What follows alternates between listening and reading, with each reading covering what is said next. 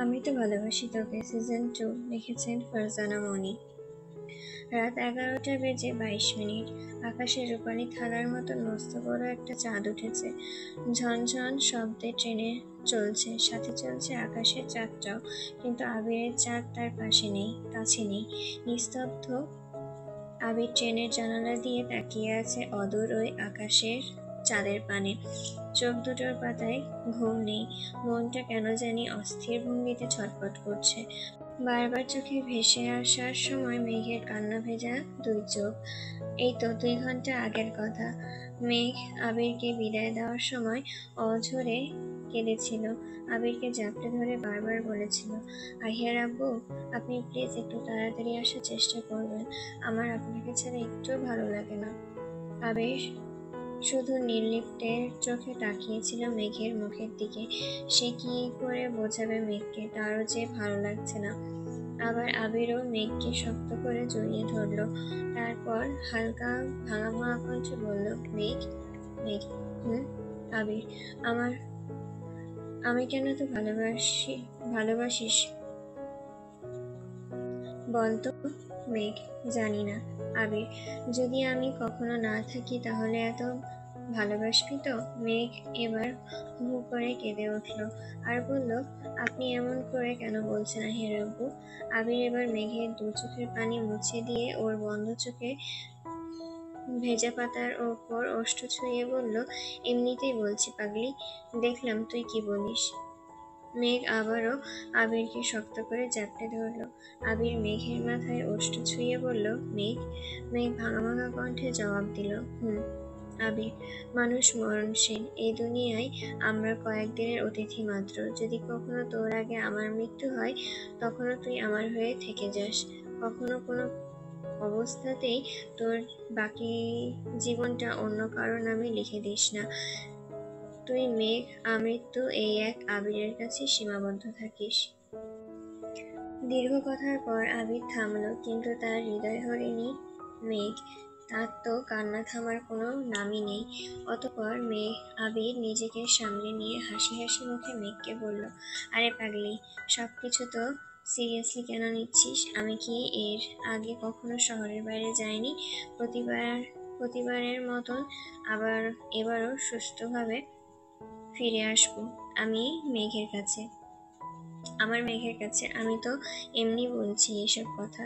মেঘ আবার আবিরের বুকে থেকে মাথা তুলে তাকালো। আবিরের মুখকে দুহাতের আঁচল নিয়ে বলল, আহিয়ার আব্বু। আবির, হুম, বলো আহিয়ার আম্মু। মেঘ, আমাকে কথা দিন, যাই হোক আল্লাহ তাআলা চাইলে আপনি আমার কাছে আবার ফিরে আসবেন। আবির মেঘের কপালে দীর্ঘ একটা চুমু খেয়ে বলল, ঠিক আছে, কথা দিলাম। এবার আমাকে বের হতে হবে। আবির হাতের ঘড়িটার দিকে তাকিয়ে বলল, রাত 9টা 10 বাজে। এখন যদি বের না হই তাহলে মনে হয় ট্রেন মিস করব। আবির মুখে মলিন হাসি রেখা টেনে আবারও বলল, ম্যাম, একটু হাসেন, আপনার হাসি মুখটা দেখে যেতে চাই। মেঘ চুপচাপ আবিরের মুখের পানে তাকিয়ে আছে। আবির সেটা দেখে খানিকটা ঝুঁকে মেঘের পিঠে হাত রেখে বলল, এই যে জুনিয়র, আপনি কি আমার কথা শুনতে পাচ্ছেন? আপনার মাম্মাকে একটু হাসতে বলেন। আমার কথা তো কখনোই শোনে না, যদি আপনারটা শোনে। আর হ্যাঁ, মাম্মার খেয়াল রাখবেন। আবিরের কথা শুনে এবার মেঘ ফিক করে হেসে দিল। টিং টিং মেসেজের শব্দে অতীতের ভাবনা থেকে বেরিয়ে এলো আবির। তার মেঘবতীর মেসেজ দিয়েছে, একটা সুন্দর সকাল। মেঘ ড্রয়িং রুমে বসে নাস্তা করতে। আলী আহমেদ খান, মোজাম্মেল খান, ইকবাল খান ও তানভীর একটু আগেই নাস্তা করে বেরিয়ে গেছে। এখন মেঘ, বন্যা, মিম, আদি ও বাড়ির 3 কর্ত্রী নাস্তা করতে বসেছে। মালিহা খান মেঘের উদ্দেশ্যে বলল, মেঘ। মেঘ খেতে খেতে জবাব দিল, বড় বলো আম্মু। মালিহা খান, আবির ফোন দিয়েছিল, ও পৌঁছিয়ে গেছে? মেঘ, হ্যাঁ বড় আম্মু, উনি আরো 1 ঘন্টা আগে ফোন দিয়ে জানিয়েছেন পৌঁছে গেছে। বলেছে তোমাদের সবাইকে জানিয়ে দিতে, কিন্তু আমি রুমে ছিলাম তাই জানানো হয়নি। মালিহা খান, ও ঠিক আছে। নাস্তা শেষে সবাই যার যার মতো নিজের নিজের কাজে চলে গেল। ড্রাইভার মিমকে কলেজে ও আদিকে স্কুলে পৌঁছে দেবে। বন্যা মেঘকে ধরে ধরে তার রুমে পৌঁছে দিল। বন্যা, ননদিনী, তোমার জন্য একটা সারপ্রাইজ আছে। মেঘ, সারপ্রাইজ? আমার জন্য? বন্যা, তুই একটু অপেক্ষা কর, আমি রুম থেকে নিয়ে আসছি। বলে বন্যা তাড়াহুড়ো করে ছুটে গেল নিজের রুমের দিকে। এই দেখ ননদিনী। বন্যার কথা শুনে মেঘ পেছনে ফিরে তাকালো। বন্যা কখন ফিরে এসেছে মেঘ খেয়াল করেনি। মেঘ বন্যার দিকে তাকিয়ে দেখলো বন্যার হাতে কয়েকটি নকশি কাঁথা, সুন্দর সুন্দর এক কালার কয়েকটি কাপড়ের মধ্যে রং বেরঙের সুতো দিয়ে ডিজাইন করে কাঁথা বানিয়েছে। এগুলো দেখে মেঘের মুখে সহসা হাসি ফুটে উঠল। মেঘ বন্যাকে জড়িয়ে ধরে বলল, থ্যাংক ইউ বেবি।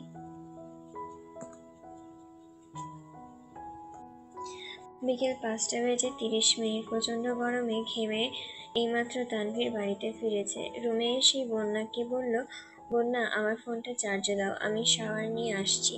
বলেই তানভীর ওয়াশরুমের দিকে চলে গেল। তানভীরের কথা অনুযায়ী বন্যা ফোনটা চার্জে দিয়ে নিচে চলে গেল কফি আনতে।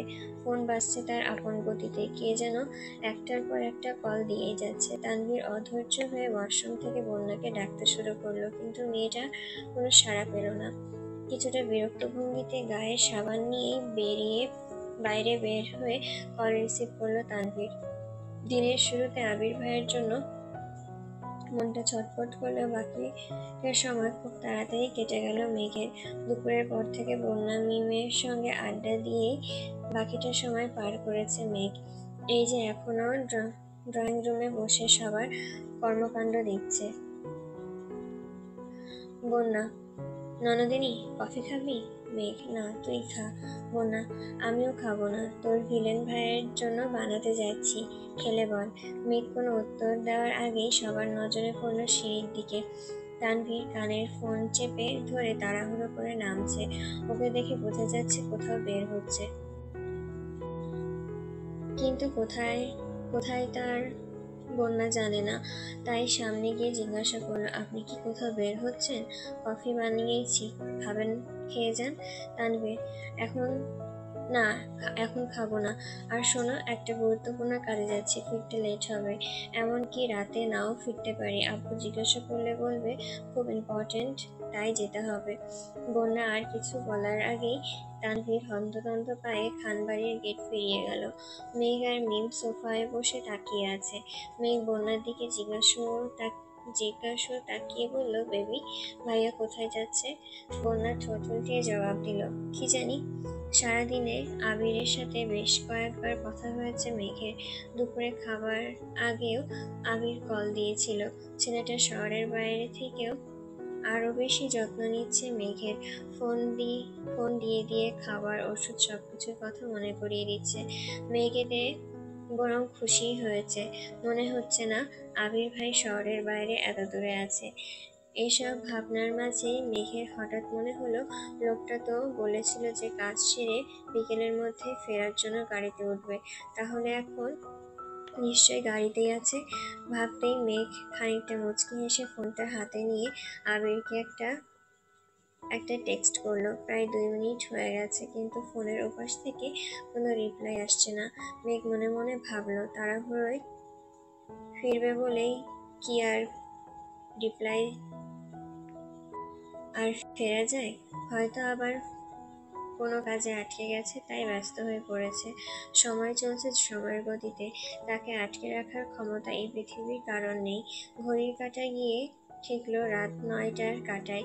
মেঘ হালিমা খানের রুমে মায়ের কোলে মাথা রেখে শুয়ে আছে। নিজের রুমে আবির নেই, তাই রুমটাকে আজ বড্ড বেশি ফাঁকা ফাঁকা লাগছে। হালিমা খান মেঘের মাথায় কিছুক্ষণ হাত বুলিয়ে দেয়।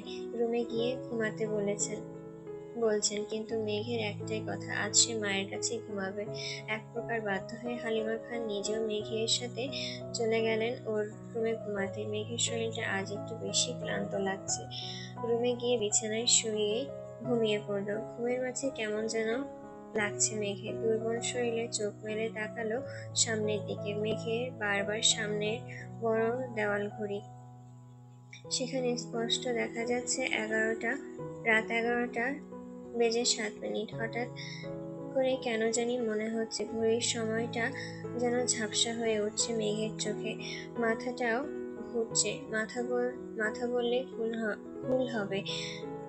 শুয়ে থাকা অবস্থায় মনে হচ্ছে মেঘের পুরো দুনিয়া ঘুরছে। মুখে কিছু বলার যেন শক্তি পাচ্ছে না। মনে হচ্ছে যদি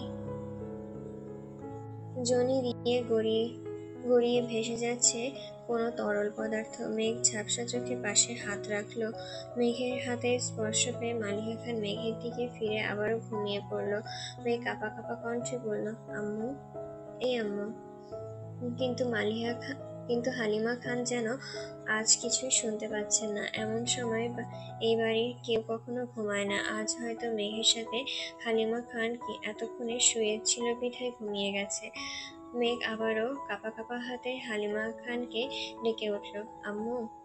হালিমা খান পিট করে মেঘের দিকে তাকালো। হঠাৎ যেন ঝটকা মেরে ওনার দুই চোখ ঘুমে উধাও হয়ে গেছে। মেঘের খিঁচুনি উঠেছে, কেমন যেন কাঁপছে। হালিমা খান মেঘকে বুকে নিয়ে চিৎকার করে সবাইকে ডাকলো। তার চিৎকারে সবাই এসে হাজির হলো মেঘের রুমে। মেঘ কেমন যেন করছে, পুরো বিছানা ভেসে গেছে লাল তরল রক্তে। হালিমা খান এসব দেখে যেন থমকে গেছে। স্থির হয়ে দাঁড়িয়ে রইল 2 মিনিট। তারপর কাঁপা কাঁপা কণ্ঠে আকলিমা খানের দিকে তাকিয়ে বলল, আকলিমা, তানভীরকে গিয়ে বল এক্ষুনি গাড়ি বের করতে। মেঘের রুমের বাইরে আরিফ দাঁড়িয়ে আছে। মিম ছুটে গেল ভেতরে। আকলিমা খান ও বোনা মেঘের পরনের ড্রেস চেঞ্জ করে দিল, যা ইতিমধ্যে লাল রক্তে রঞ্জিত হয়ে উঠেছে। সবকিছু ঠিকঠাক করে আকলিমা খান আরিফকে ভেতরে ডাকলো। আরিফ কিছুটা ইতস্তত করে মেঘের মুখের পানে তাকালো। মেঘের অবস্থা অনেক খারাপ। মুহূর্তেই কেন যেন আরিফের বুকের ভেতরটা কেঁপে উঠল। মনে মনে ভাবলো, আবির ভাই যদি একবার দেখতো তার কাদম্বিনীর এই অবস্থা, তাহলে হয়তো তাকে আর সামলানো যেত না। কিন্তু ভাগ্যের কি নির্মম পরিহাস। দেশের 2 প্রান্তে 2 জন, কেউ কারোর অবস্থা জানতেই পারল না। আরিফ ভাবনার মাঝে হালিমা খান কান্না শব্দ ভেঙে গেল। হালিমা খান কাঁদতে কাঁদতে বলল, বাবা, আমার মেয়েটাকে তাড়াতাড়ি হাসপাতালে নিয়ে চলো। আমি ওর এই অবস্থা আর দেখতে পাচ্ছি না। আরিফ কিছুটা ভেবে বলল, কিন্তু মামি, আপুকে স্ট্রেচার করে এই অবস্থায় সিঁড়ি দিয়ে নামানোটা আরো সমস্যা বাড়বে। বাকি সবাই কিছু বলার আগেই মিম হঠাৎ করে বলে উঠল, আরিফ ভাইয়া, আপনি আপুকে কোলে নিন প্লিজ। তাড়াতাড়ি অ্যাম্বুলেন্সে তুলে দিন। আপুর অবস্থা ভালো না। এই সময় এত কিছু ভাবনা চিন্তা করার সময় নেই। মিমের কথা শুনে আরিফ আশ্বাস পেল। খানিকটা ঝুঁকে মেঘকে কোলে তুলে ছুটে চলল অ্যাম্বুলেন্সের দিকে। মেঘ ঝাপসা চোখে কাউকে তেমনভাবে দেখতে পাচ্ছে না, কিন্তু সবার কথাই শুনতে পাচ্ছে। আর একটু পরপর বলছে, আমার আবির ভাইকে এনে দাও। আবির ভাই, আপনি কই? মেঘ আরিফের কোলে থাকার কারণে আরিফ সব কথা খুব সহজেই শুনতে পাচ্ছে। আরিফ মেঘকে আশ্বাস দিয়ে বলল, ভাবি, ভাইয়া আসছে, আপনি চিন্তা করবেন না। মেঘকে অ্যাম্বুলেন্সে তুলে দিয়ে আরিফ পাশের ছেলেটিকে কি যেন বলে নিজেও গিয়ে বসলো পাশে। সাথে গেল হালিমা খান ও মালিহা খান। আকলিমা খানকে বলে গেল, বাড়ির পুরুষরা ফিরলে তাদের সাথে যেন হাসপাতালে যায়। মুহূর্তে অ্যাম্বুলেন্সটা ভয়ঙ্কর শব্দ জানিয়ে খানবাড়ির গেট পেরিয়ে গেল। কিছুক্ষণের মধ্যেই আলী আহমেদ খানের গাড়ি বাড়ির ভেতরে ঢুকলো। মিম ছুটে গিয়ে নিজের আব্বুকে ধরে হাউমাউ করে কাঁদতে থাকলো। ইকবাল খান সকল কথা শুনে সবাইকে নিয়ে হাসপাতালের পথে রওনা হলো। একটা নিস্তব্ধ রাত, কিন্তু অতি ভয়ঙ্কর। 2 শহরে 2টা হাসপাতালে চলছে জীবন মৃত্যুর খেলা। যেন মানুষ দুটার আত্মা এক জায়গায়।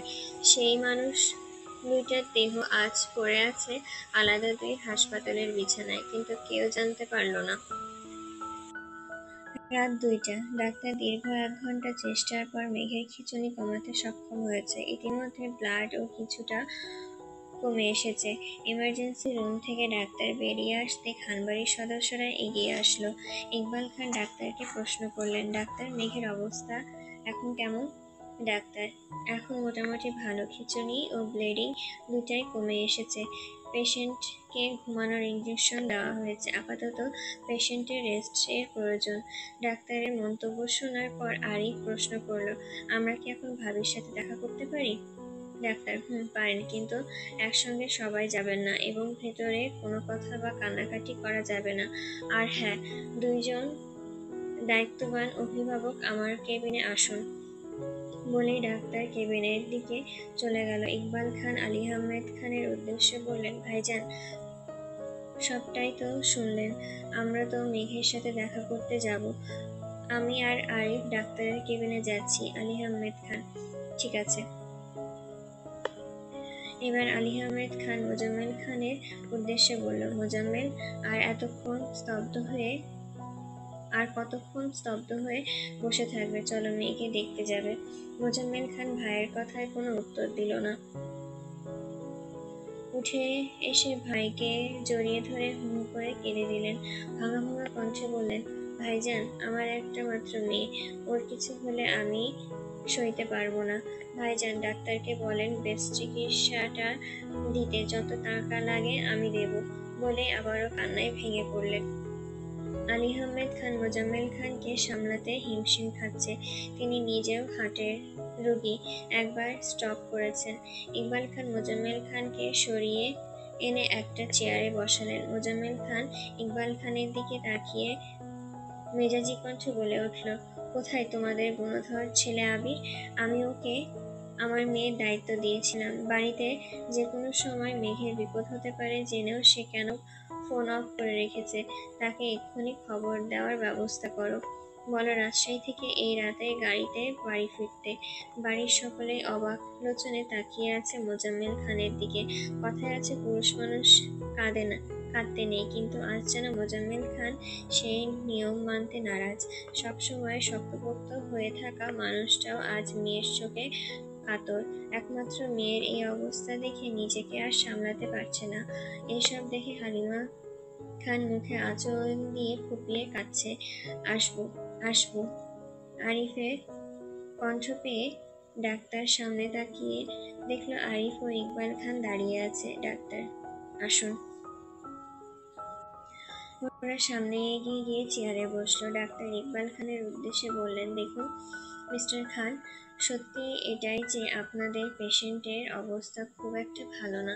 আপনারা নিশ্চয়ই আগে থেকে অবগত আছেন পেশেন্টের প্লাসেন্টা প্রিভিয়ার প্রবলেম আছে।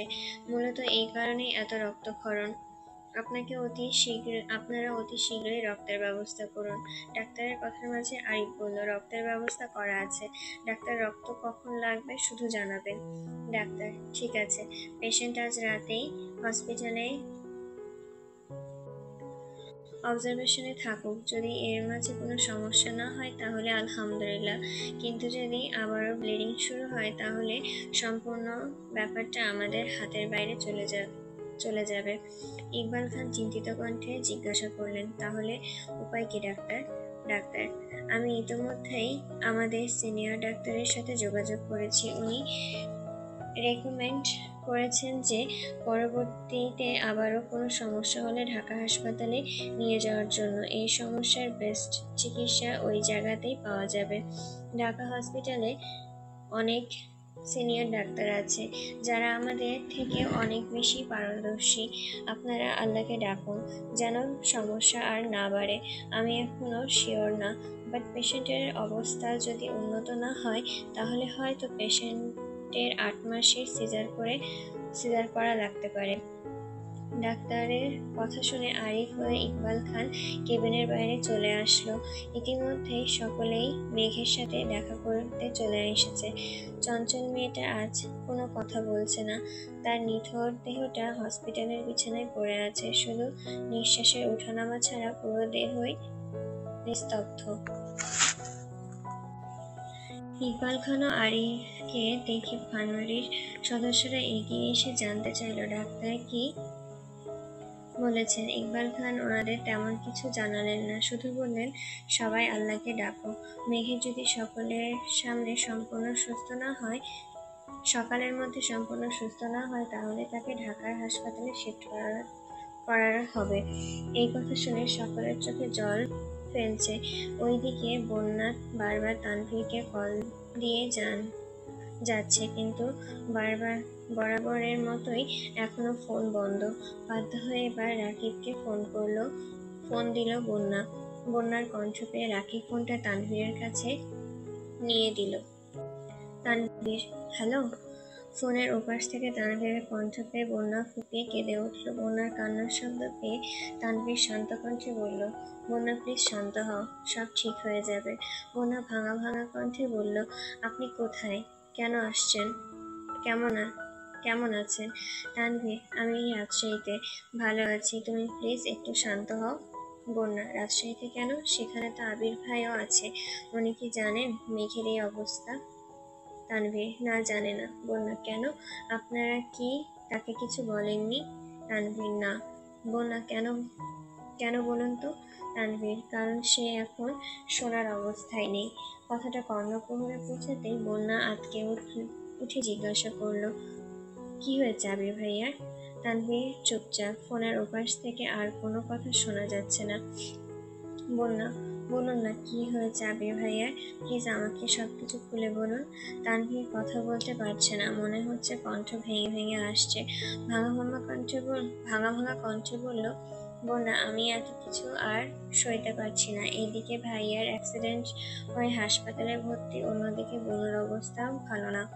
বন্যার কাছে বন্যার কাছে তো তোমার বনুর কাছে তো তোমরা সবাই আছো, কিন্তু ভাইয়ার কাছে আমরা মাত্র কয়েকজন। আমি না পারছি বনুর টেনশনে রাজশাহীতে থাকতে, আর না পারছি ভাইয়াকে ছেড়ে ঢাকা ফিরতে। ওদের দুইজনের করুণ অবস্থা ভাবতেই আমার নিঃশ্বাস বন্ধ হয়ে আসছে। বন্যা, আপনি প্লিজ শান্ত হন। আবির ভাইয়ের কি হয়েছে আমাকে একটু পরিষ্কার করে বলুন। তানভীর গলা খাকারি দিয়ে বলা শুরু করলো, ভাইয়া বনুর কথা চিন্তা করে সব কাজ তাড়াতাড়ি শেষ করে ফেলছিল। আমাকে কল দিয়েও বলেছিল সে তাড়াতাড়ি ফিরবে এবং বনুকে সারপ্রাইজ দিবে, কিন্তু রাজশাহী থেকে ঢাকার রোডের ভাইয়াদের গাড়িটার অ্যাক্সিডেন্ট হয়। যেহেতু ভাইয়া আমার সাথে কথা বলার কিছুক্ষণ পরে অ্যাক্সিডেন্টটা ঘটেছিল, তাই অ্যাক্সিডেন্টের পর ভাইয়ার ভাঙাচোরা ফোন থেকে কল লিস্টে প্রথমে আমার নাম্বারটি পাওয়া যায়। সেই অনুযায়ী রাস্তার একজন লোক বিকেলে আমাকে কল করে এবং ভাইয়ার অ্যাক্সিডেন্টের খবর দেয়। খবরটা পেয়ে আমি, রাকিব, রাসেল ও আসিফ ভাইয়া যত তাড়াতাড়ি সম্ভব স্পটে পৌঁছেই দেখি ইতিমধ্যে ভাইয়াকে রাজশাহী সদর হাসপাতালে নেওয়া হয়েছে। ভাইয়ার মাথা ও পিঠের মেরুদণ্ডতে প্রচুর আঘাত পেয়েছে। তানভীরের এত দীর্ঘ কথা শুনে বন্যা আরো ফুঁপিয়ে কেঁদে ওঠে। বলল, এখন আবির ভাইয়া কেমন আছে? তানভীর, ভালো না, আইসিইউতে আছে। ঘণ্টাখানেক আগে অনেক কষ্টের পর ডাক্তার জ্ঞান ফেরাতে সক্ষম হয়েছিল, কিন্তু জ্ঞান ফেরার পর থেকেই ভাইয়া বারবার বনুকে খুঁজছে। বলছে, তানভীর প্লিজ আমাকে মেঘের কাছে নিয়ে চল, আমার কেমন যেন লাগছে, আমি মেঘের কাছে ফিরতে চাই। ভাইয়াকে অনেক বোঝানোর চেষ্টা করেছি, কিন্তু এতে তার পাগলামি আরো বেড়েছে। বারবার বলছে মেঘের কাছে গেলে আমি ভালো হয়ে যাব, এখানে থাকতে আমার মন সায় দিচ্ছে না। আমরা কিছুতেই ভাইয়াকে সামলাতে পারছিলাম না। অবশেষে ডাক্তার বাধ্য হয়ে তাকে ঘুমের ইঞ্জেকশন দেয়। এখন আপাতত ভাইয়া ঘুমাচ্ছে, কিন্তু জানি না জ্ঞান ফিরলে তাকে কিভাবে সামলাবো। বন্যা, সাবধানে থাকবেন, আবির ভাইয়ার খেয়াল রাখবেন। তানভীর, বন্যা শোনো, এইদিকে তোমরা প্লিজ সামলে নাও। আর হ্যাঁ, আরিফ সবটাই জানে, কোনো কিছুর প্রয়োজন হলে আরিফকে বলবে। আর আবির ভাইয়ার এই অবস্থার কথা কাউকে বলার প্রয়োজন নেই। বন্যা, ওইদিকে মেঘের এখনো ঘুমাচ্ছে। রাত বাজে প্রায় 4টা, এখন পর্যন্ত কোনো সমস্যা দেখা দেয়নি, তাই ডাক্তার আশা রেখেছে হয়তো সবটা সামলে নিবে। খানবাড়ির কিছু সদস্য বাড়িতে গেছে, আর কিছু সদস্য হাসপাতালে মেঘের কেবিনের সামনে অপেক্ষা করছে। খানবাড়িতে আদি একা আছে। ছেলেটা হয়তো আজ এই ভয়ঙ্কর রাতে একটু তাড়াতাড়ি ঘুমিয়ে গিয়েছিল, তাই জানতে পারলো না তার ঘুমের মাঝে খানবাড়িতে ঘটে গেছে কত অনাকাঙ্ক্ষিত ঘটনা। আদির কথা ভেবে মোজাম্মেল খান আকলিমা খানকে বাড়ি চলে যেতে বললেন। যদিও আকলিমা খান যেতে চাননি, কিন্তু বড় ভাসুরের আদেশ কি করে সে ফেলবে। রাতের আধার কাটিয়ে যখন ভোরের আলো ফুটবে ভাব, তখনই শোনা গেল আবারও মেঘের আর্তনাদ।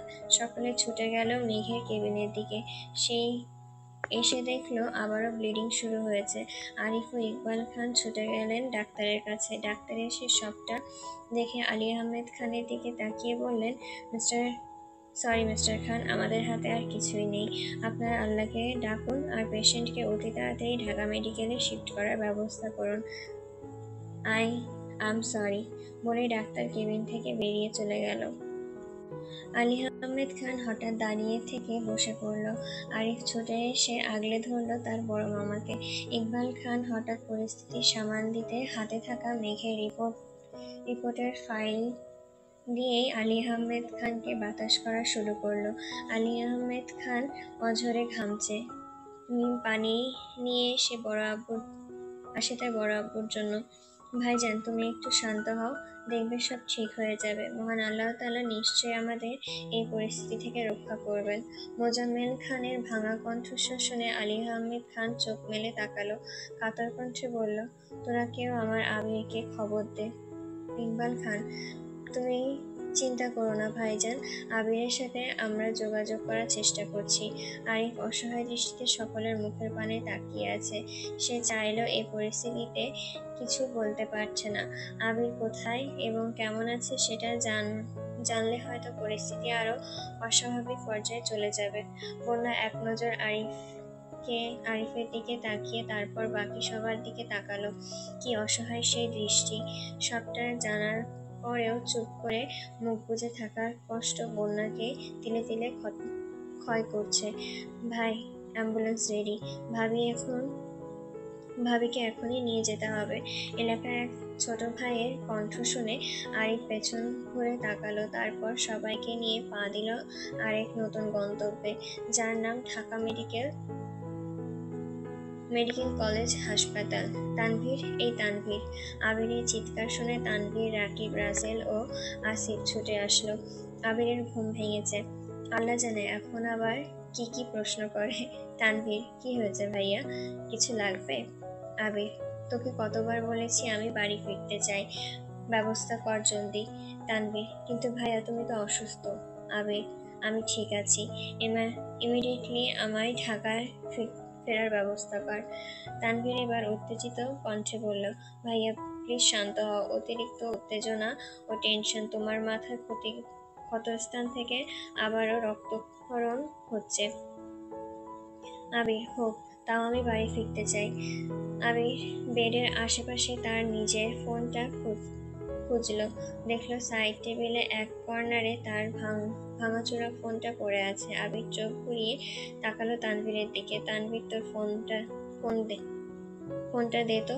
আবিরের কণ্ঠ শুনে তানভীরের সারা শরীর ভয়ে কাঁপুনি দিয়ে উঠল। তানভীর জানে আবিরকে উল্টাপাল্টা বোঝানো বা থামানোর এত সহজ নয়। কাঁপা কাঁপা কণ্ঠে বলল, ভাই আমার ফোনে চার্জ নেই, ফোন অফ। আবির, এতক্ষণ ধরে তোর ফোন অফ? কতক্ষণ ধরে তোর ফোন অফ? তানভীর, গতকাল 6টা থেকে ফোন অফ হয়ে গিয়েছে। আবির, আর আমার অ্যাক্সিডেন্ট কয়টায় হয়েছিল? তানভীর, 4:30 নাগাদ। আবির, ও মাই গড, আমার ফোনটা দীর্ঘ 13 ঘন্টা যাবৎ সুইচ অফ। আমার মেঘ তো এতক্ষণে পাগল হয়ে গেছে। এই রাকিব, তোর ফোনটা দে, মেঘকে কল দেই। এখানে এত চিৎকার চেঁচামেচি কেন হচ্ছে? পেশেন্টকে একা থাকতে দিন। বলেই ডাক্তার এহসান বের হওয়ার পথে পা রাখলো। হঠাৎ কিছু মনে পড়ার ভঙ্গিতে পেছনে তাকিয়ে আবিরকে বলল, প্লিজ আপনি কোনো দুশ্চিন্তা করবেন না। আপনার মাথার ক্ষতটা অল্প দেখা গেলেও ভেতরে ইন্টারনাল ড্যামেজ হয়েছে অনেক। অতিরিক্ত চিন্তা করলে তা তা প্যানিকে অ্যাটাকও রূপান্তরিত হতে পারে বলেই ডাক্তার এবার বেরিয়ে গেল। প্রতিদিনের ন্যায় সকালের আকাশে আজও রক্তিম সূর্যটা উঠেছে, তেজও আছে প্রতিদিনের মতনই। কিন্তু প্রতিদিনের মতন খানবাড়ির মানুষের মনে শান্তি নেই, সকালের স্নিগ্ধতা নেই, নেই কোনো নাস্তা খাওয়া বা অফিসে যাওয়ার তাড়াহুড়া। আজ অতি ভয়ঙ্কর এক সকালের সাক্ষী হলো খান পরিবার। কিছুক্ষণ আগে মেঘকে ঢাকা মেডিকেল কলেজে ভর্তি করা হয়েছে। একটা নার্স বারবার চেষ্টা করছে মেঘের শরীর থেকে এক সিরিঞ্জ ব্লাড নিয়ে টেস্ট করার জন্য, কিন্তু কিছুতেই তা সম্ভব হচ্ছে না। ব্লাড নেওয়ার জন্য নার্স শরীরে কোনো সঠিক শিরা খুঁজে পাচ্ছে না।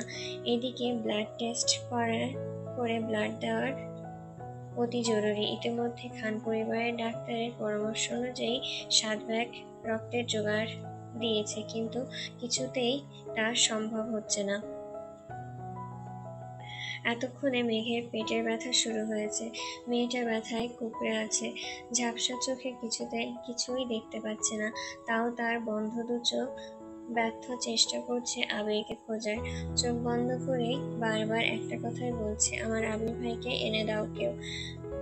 মিটিং চলছে গত 1 ঘন্টা ধরে। 15 জন ডাক্তারের একটা টিম কাজ করছে মেঘের সমস্যা নিয়ে। হালিমা খান বারবার অজ্ঞান হচ্ছে, মোজাম্মেল খান ও আলী আহমেদ খান স্তব্ধ হয়ে এক জায়গায় বসে আছে। মালিয়া খান ও মিম হালিমা খানকে সামলাতে ব্যস্ত। গতকাল বন্যা ও আকলিমা খান খানবাড়িতে ফিরে গিয়েছিল। সকাল হতে না হতে বন্যা ফোন দিয়ে মিমকে জানিয়েছে তারা ডিরেক্ট ঢাকা হসপিটালে আসছে। মাহমুদা ও জান্নাত কিছুক্ষণ আগেই এসেছে। 103 নাম্বার কেবিনের পেশেন্টের বাড়ির লোক কে আছেন? ডাক্তারের কণ্ঠ শুনে সবাই সামনের দিকে তাকালো। আরিফ, মাহমুদা খান ও ইকবাল খান দ্রুত ডাক্তারের সামনে এগিয়ে গেলেন। আরিফ, ডাক্তার আমরা আছি। ডাক্তার, আপনি কি হন পেশেন্টের? আরিফ, ভাই। ডাক্তার, পেশেন্টের হাজবেন্ড কই? আরিফ, উনি আপাতত শহরের বাইরে আছেন। কি হয়েছে প্লিজ আমাদের বলুন। ওনার অবর্তমানে আমরাই পেশেন্টের গার্ডিয়ান। এখানে পেশেন্টের বাবা মা, শ্বশুর শাশুড়ি, ভাই, চাচা চাচি সবাই আছে। ডাক্তার, সরি মিস্টার, পেশেন্টের হাজবেন্ডকেই আমাদের লাগবে। আরিফ, কেন ডাক্তার, কোনো গুরুতর সমস্যা? প্লিজ আমাদেরকে বলুন। ডাক্তার, ঠিক আছে, আপনারা যে কোনো 2 জন আমার কেবিনে আসুন। ডাক্তারের পেছন পেছন আরিফ ও ইকবাল খান কেবিনে ঢুকলো। ডাক্তার, বসুন। আরিফ ও ইকবাল খান চেয়ার টেনে বসলো। আরিফ, দেখুন মিস্টার, পেশেন্টের অবস্থা অনেক ক্রিটিক্যাল। এই অবস্থায় সিজার করা অতি জরুরি। তাছাড়া পেশেন্টের পেটে টুইন্স বেবি, যার কারণে পেশেন্টের শরীরে ঝুঁকি অনেক বেশি। আরিফ ও ইকবাল খান অবাক দৃষ্টিতে দুজনের দিকে তাকালো। মেঘের সকল রিপোর্টে আবিরের কাছেই থাকে। মেঘের টুইন্স বেবির কথা বাড়ির কাউকে জানানো হয়নি, হয়তো আবির কোনো কারণে কাউকে কিছু জানায়নি। পেশেন্টের হাজবেন্ডকে খবর দিন। পেশেন্টের ব্লিডিং কমানোর জন্য জরায়ু একটা অপারেশন অতি গুরুত্বপূর্ণ, যে অপারেশনের কারণে পেশেন্ট পরবর্তীতে আর কখনো বেবি নিতে পারবে না। পেশেন্টের হাজবেন্ডের অনুমতি থাকলে আমরা পেশেন্টকে সিজার ও জরায়ু অপারেশন একসাথেই করব, এক্ষুনি, কিছুক্ষণের মধ্যেই। ডাক্তারের কথা শুনে ইকবাল খান ধ্যান ভাঙল। বলল, ডাক্তার, জরায়ু অপারেশনটা কি না করলে হয় না? ডাক্তার অনেক নিষ্ঠুরভাবে উত্তর দিলেন, যদি আপনাদের মেয়ে বেঁচে না থাকে তাহলে পরবর্তী বাচ্চা কিভাবে নেবেন? জরায়ুর অপারেশনটা না করলে পেশেন্টকে বাঁচানো হয়তো আমাদের পক্ষে সম্ভব হবে না। এখন পছন্দ আপনাদের। ইকবাল খান, ঠিক আছে, আমি বাইরে পেশেন্টের আরো গার্ডিয়ানের সাথে তাদের সাথে আলোচনা করে আপনাকে জানাচ্ছি। ডাক্তার, যারা এই অপারেশনটা ক্ষেত্রে অন্য কারোর মতামতের গ্রহণযোগ্য নয়, এখানে হাজবেন্ডের স্বাক্ষর অবশ্যই লাগবে। আপনার পেশেন্টের হাজবেন্ডকে দ্রুত আনার ব্যবস্থা করুন। হঠাৎ বাইরে কারোর অনেক চিৎকার চেঁচামেচি শোনা যাচ্ছে। আরিফ ও ইকবাল খান ছুটে গেল বাইরে। দেখলো রাসেল আর রাকিব আবিরকে জড়িয়ে ধরে আছে আর বারবার বলছে শান্ত হতে। আবির তানভীরের কলার ধরে আছে। আবিরের মুখে একটাই শব্দ। আমার মেঘের এই অবস্থা, তুই আমাকে আগে বলিসনি কেন? আমাকে কেন মিথ্যা সান্ত্বনা দিয়ে হাসপাতালে আটকে রেখেছিলি? তানভীর বারবার পরিস্থিতি বোঝানোর চেষ্টা করছে, কিন্তু আবির তা শুনতে নারাজ। আরিফ ও ইকবাল খান এগিয়ে গেল আবিরের দিকে। তানভীর, ভাইয়া তুমি প্লিজ শান্ত হও, বনু সুস্থ হয়ে যাবে। তুমি এত অশান্ত হলে আল্লাহ না করুক তোমার কোনো বড় ক্ষতি হয়ে যাবে। তানভীরের কথা শুনে আবিরের মেজাজ যেন আরো তুঙ্গে চড়ে গেল। শক্ত হাতে থাবা দিল তানভীরের গলায়। পরিবারের সবার কথায় আবির শান্ত হলো, ছুটে যেতে চাইল মেঘের কাছে। আরিফ আবিরের হাত ঝাপটে ধরে বলল, ভাইয়া ভাবির কাছে তুমি যেতে পরে যেও, আগে আমাদের সাথে চলো। আরিফের কথা শুনে আবির অবাক দৃষ্টিতে তাকালো। আরিফ আবিরের চেহারা চাহনি বুঝতে পেরে আবারও বলল, ভাবির ইমার্জেন্সি সিজার করা লাগবে, যেখানে কিছু ফর্মালিটি আছে যা তোমাকে ছাড়া সম্ভব নয়। আরিফের কথা শুনে আবির প্রশ্ন করলো, কি হয়েছে আমার মেয়েকে? আরিফ আর ইকবাল খান আবিরকে কোনো কিছু না লুকিয়ে সবটা খুলে বলল। আপাতত ইকবাল খান প্রশ্ন করলো, আবির তুই কি জানতি তোদের যে টুইন্স বেবি হবে? আবির, জি কয়েকদিন আগেই জেনেছি, কিন্তু মেঘকে জানাইনি। আবির ইকবাল খানকে উদ্দেশ্য করে আবারও বলল, কাকামণি, আমাদের মনে হয় এখন মেঘের চিকিৎসার ব্যবস্থা করা উচিত। ইকবাল খান, তাড়াতাড়ি চল, এমনিতেই অনেক লেট হয়ে গেছে। আবির ছুটে গেল সকল ফর্মালিটি পূরণ করতে। প্রায় 20 মিনিট পর, মেঘ, এই মেঘ। আবিরের কণ্ঠ শুনতে পেয়ে মেঘ ঝাপসা চোখে বারবার তাকানোর চেষ্টা করে, কিন্তু আফসোস, যা কিছুতেই সম্ভব হচ্ছে না। কাঁপা কাঁপা কণ্ঠে বলল, আপনি এসেছেন আহিয়ার আব্বু? আবির মেঘের এক হাত চেপে ধরে বলল, আমি এসেছি, তুমি কোনো চিন্তা করো না, সব ঠিক হয়ে যাবে। একটা নার্স এসে মেঘকে ওটিতে নেওয়ার প্রস্তুতি নিতে নিতে আবিরের উদ্দেশ্যে বলল, এখন পেশেন্টকে ওটিতে নেওয়া হবে, প্লিজ ওনার হাতটা ছাড়ুন। কিন্তু আবির ছাড়ল না, জানালো ওটিতে নেওয়ার আগ মুহূর্ত পর্যন্ত ও মেঘের সাথেই থাকতে চায়। নার্স বাধ্য হয়ে মেঘকে অপারেশন থিয়েটারের দিকে নিয়ে যাওয়া শুরু করলো। আবির মেঘের এক হাত ধরে মেঘের সাথে যাচ্ছে। মেঘ, আহিয়ার আব্বু, আমার যদি কিছু হয়ও আপনি আমার আহিয়াকে দেখবেন, ওর কিছু হতে দেবেন না। আবির, আমার কাউকে দরকার নেই, আমার শুধু তুমি থাকলেই চলবে। একবার তুমি ফিরে এসে সুস্থ হয়ে, আমাদের কোনো ছেলে মেয়ের প্রয়োজন নেই, আমরা দুইজন দুজনের জন্যই বাঁচবো। মেঘ, না না আহিয়ার আব্বু, আপনি কথা দিন আমার আহিয়াকে দেখবেন, আর হ্যাঁ, আপনি প্লিজ ক্ষমা করে দিবেন যদি আপনার সাথে কোনো ভুল করে থাকি। বলে মেঘ অঝরে কান্নায় ভেঙে পড়ল। মেঘের মুখে এসব কথা শুনে আবির পাগলের মতন মেঘকে জাপটে ধরল নিজের বুকে। আবির, আমি কিছু হতে দিব না তোমায়, চোখে দেখো সব ঠিক হয়ে যাবে। আমি তোমায় খুব ভালোবাসি আহিয়ার আম্মু, আবারও সুস্থ হয়ে ফিরে এসো শুধু আমার জন্য।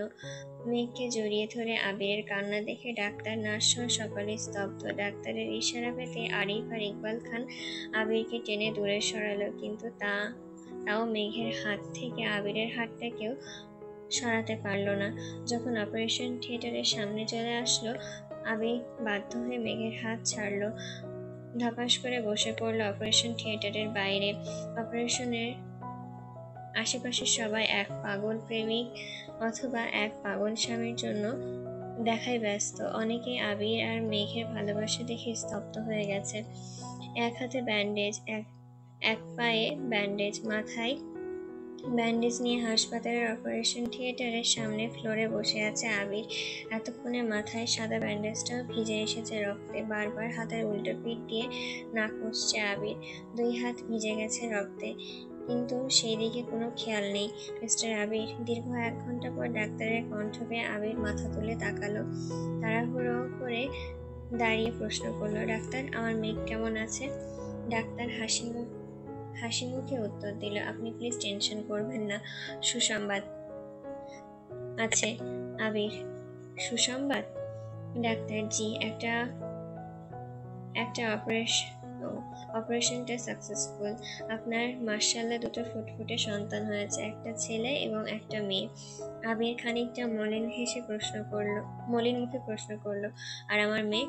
ডাক্তার এবার ঠোঁট প্রসারিত করে উত্তর দিল, পেশেন্ট ভালো আছে, আর তার দ্বিতীয় অপারেশন অর্থাৎ জরায়ু অপারেশন করার প্রয়োজন হয়নি। আপনারা চাইলে আবারও সন্তান নিতে পারবেন ইনশাআল্লাহ। আবির এবার খুশিতে ডাক্তারকে জড়িয়ে ধরলো, তারপর হঠাৎ ছেড়ে দিয়ে বলল, sorry doctor. Doctor, it's okay mister Khan. Abir Abir আমার সন্তানরা আর তাদের মা কোথায়? Doctor, patient now out of danger, আর বেবিদের কিছুক্ষণের মধ্যে আপনাদের কাছে দেওয়া হবে। বলে ডাক্তার হাসি মুখে চলে গেল। রাকিব, রাসেল, আরিফ ও তানভীর ছুটে এসে আবিরকে জড়িয়ে ধরলো। সবাই আবিরকে অভিনন্দন জানাচ্ছে। দীর্ঘ প্রতীক্ষার পর দুটা চাঁদের টুকরো এসে ধরা দিয়েছে খানবাড়িতে। গত 24 ঘন্টায় বাড়ির শোকের বাড়িতে পরিণত হয়েছিল। আদির পর বহু বছর কেটে গেছে, এই খানবাড়িতে কোনো ছোটবাবুর আগমন ঘটেনি। আজ মেঘ আবিরের সন্তানরা এসে পূর্ণতা দিয়েছে। আবির আবির আবির তো খুশিতে আলী আহমেদ খানকে জড়িয়ে ধরে কেঁদে দিল। আলী আহমেদ খানও ছেলেকে সান্ত্বনা দিল। মালিহা খান হালিমা খানকে জড়িয়ে ধরল। সাথে যোগ হলো আকলিমা খান, বন্যা, মিম, মাহমুদা খান ও জান্নাত। ভাইয়া তানভীরের চিৎকার শুনে সকলেই সেই দিকে তাকালো। ইকবাল খান, মোজাম্মেল খান ও আলী আহমেদ খান দৌড়ে ছুটে গেল আবিরের দিকে, কিন্তু ইতিমধ্যে আবিরকে রাকিব ও রাসেল ধরে ফেলেছে। আসিফ ছুটে গেল ডাক্তারকে ডাকতে। আবির অজ্ঞান হয়ে গিয়েছে। হাসপাতালের কয়েকটা ছেলে স্টাফ এসে আবিরকে ধরাধরি করে বেডে শুইয়ে দিল। আসিফ তাড়াহুড়ো করে ডাক্তার নিয়ে এসেছে। তানভীর, ডাক্তার, ভাইয়ার কি অবস্থা? ডাক্তার, আবিরের গতকাল থেকে আজ পর্যন্ত সকল রিপোর্ট চেক করতে করতে বলল, উনি অলরেডি আগে থেকেই অসুস্থ। ওনার মাথায় কিছুটা ইন্টারনাল ড্যামেজ হয়েছে। এই মুহূর্তে ওনার অনেক রেস্ট প্রয়োজন। কিন্তু উনি ওনার ওয়াইফের জন্য সকাল থেকে অতিরিক্ত টেনশন নিয়ে ছোটাছুটি করেছেন, যার ফলে এই মুহূর্তে ওনার অনেক রেস্টের প্রয়োজন। কিন্তু উনি ওনার ওয়াইফের জন্য সকাল থেকে অতিরিক্ত টেনশন নিয়ে ছোটাছুটি করেছেন, যার ফলে পেশেন্টের একটা মাইনাল প্যানিক অ্যাটাক ঘটেছে। ডাক্তারের কথা শুনে সকলেই আটকে উঠল। ডাক্তার সূক্ষ্ম চোখে সকলের দিকে তাকিয়ে শান্ত কণ্ঠে আশ্বাস দিয়ে বলল, আপনারা টেনশন করবেন না, পেশেন্টের যথাযথ ট্রিটমেন্ট করা হয়েছে। হয়তো ঘন্টাখানেকের মধ্যে জ্ঞান ফিরে আসবে। পেশেন্টের জ্ঞান ফিরলে আপনারা কেউ এমন কিছু করবেন না বা বলবেন না যাতে ওনার আবারও টেনশন বাড়ে। ওনাকে টেনশন ফ্রি রাখার চেষ্টা করবেন। আর হ্যাঁ, পেশেন্টের কম হলেও আগামী 1 মাস রেস্টের প্রয়োজন। আশা করি আপনারা তা লক্ষ্য রাখবেন। আবিরের বিপদ কেটে গেছে শুনে সকলেই একটা দীর্ঘ নিঃশ্বাস ফেলল। হঠাৎ রাকিব তানভীরের উদ্দেশ্যে বলল, তানভীর, আমরা আবিরের কাছে আছি, তুই তোর পরিবার নিয়ে মেঘের কাছে যা। একটু আগে একটা নার্স এসে জানিয়ে গেছে মেঘের জ্ঞান ফিরেছে। তানভীর, ঠিক আছে, তোমরা ভাইয়ের খেয়াল রেখো, আমি যাচ্ছি। সকাল 7টা। আবির পিটপিট করে চোখ খুলেছে। হঠাৎ চাহনিতে চোখে সাদা বাল্বের আলোটা অসহ্যকর ঠেকছে। হঠাৎ কি ভেবে যেন তাড়াতাড়ি করে উঠে বসার চেষ্টা করলো। আবিরের জ্ঞান ফিরেছে দেখে রাকিব ও রাসেল ছুটে এসেছে। রাকিব, কিরে আবির, কিছু লাগবে? আবির মাথায় এক হাত চেপে ধরে রাকিবের দিকে তাকালো। মাথায় এত ব্যথা নেই, কিন্তু কেমন যেন ঝিমঝিম করছে। আবির ভাঙা ভাঙা কণ্ঠে বলল, আমার মেয়ে কই? আমার ছেলে মেয়ে কই? রাসেলের খানিকটা হেসে জবাব দিল, ওরা সবাই আছে, এমনকি সুস্থ আছে, তুই টেনশন করিস না। আবির ব্যাকুল কণ্ঠে বলল, আমাকে ওদের কাছে নিয়ে চল। আবিরের ব্যাকুলতা বুঝতে পেরে রাকিব বলল, ঠিক আছে, নিয়ে যাচ্ছি, তুই একটু শান্ত হ। মেঘের কেবিনে মালিহা খান ও হালিমা খান বসে আছে। মেঘকে ঘুমের ইঞ্জেকশন দেওয়া হয়েছে রেস্টের জন্য। একটু আগে একে একে সকলের মেঘের কেবিনে এসে দেখে গেছে। তানভীর, বন্যা, মিম ও আদি তো ছোট বাবুসোনাদের ছাড়তেই চায়নি। মালিহা খান ধমকে সবাই কেবিনের বাইরে পাঠিয়েছে। বাবুরা এখন মেঘের পাশে ঘুমাচ্ছে। মেঘ, আবিরের কণ্ঠ শুনেই মালিহা খান হালিমা খানে দাঁড়িয়ে উঠল। আবির মেঘের সাথে কথা বলার সুযোগ করে দিয়ে সবাই বাইরে চলে গেল। আবির নিশ্চুপ ভঙ্গিতে সামনের দিকে এগিয়ে গেল। চুপচাপ মেঘের পাশে একটা চেয়ার টেনে বসলো। 2 মিনিট স্তব্ধ হয়ে মেঘের দিকে তাকিয়ে মেঘের কপালে একটা দীর্ঘ চুমু আঁকলো। তারপর মেঘের পাশ থেকে আস্তে আস্তে 2 বেবিকে একসঙ্গে কোলে নিল। পাপার স্পর্শ পেয়ে বাবু দুইটা স্পষ্টভাবে চোখ খুলে আবিরের দিকে তাকিয়ে আছে। আবির বেবিদের কপালে চুমু দিয়ে আদর করলো। আবিরের শব্দ পেয়ে মেঘ আস্তে আস্তে চোখ খুলল। চোখ খুলে আবিরকে দেখে মেঘের মনটা প্রশান্তিতে ছেয়ে গেল। আস্তে আস্তে বলল, আহিয়ার আব্বু। আবির ছেলে মেয়েকে কোলে নিয়ে মেঘের বেডের পাশে এগিয়ে বসলো। আবির, বলো আহিয়ার আম্মু। মেঘ, আমি ভেবেছিলাম আমি আপনাকে আর দেখতে পারবো না, হয়তো এই দেখাই শেষ দেখা। আবির হুট করে মেঘের ঠোঁটে আঙুল চেপে ধরল। আবির, চুপ, এখন এসব আর না। আমাদের প্রেমের গল্প থেকে আলাদা হওয়ার পৃষ্ঠাটা আমি নিজের হাতেই ছিঁড়ে দেব। তবুও তোমায় কখনো কোথাও যেতে দেব না। আর আজ এত খুশির দিনে এসব কথা তো হবেই না। দেখো আমাদের আহিয়া, কিন্তু আমাদের এই পুচ্ছু সোনাটার নাম কি দেওয়া যায় বলো তো? আবির, মেঘ, আমাদের মেয়ের নাম তো আপনি আমাদের বিয়ের আগেই রেখেছেন, এখন ছেলের নামটাও আপনি রাখেন। আবির, খানিকটা ভুল ভুল বলেছ। তখন আমাদের বিয়ে হয়েছিল, শুধু তুমি জানতে না। এখন ছেলের নাম তুমি রাখো।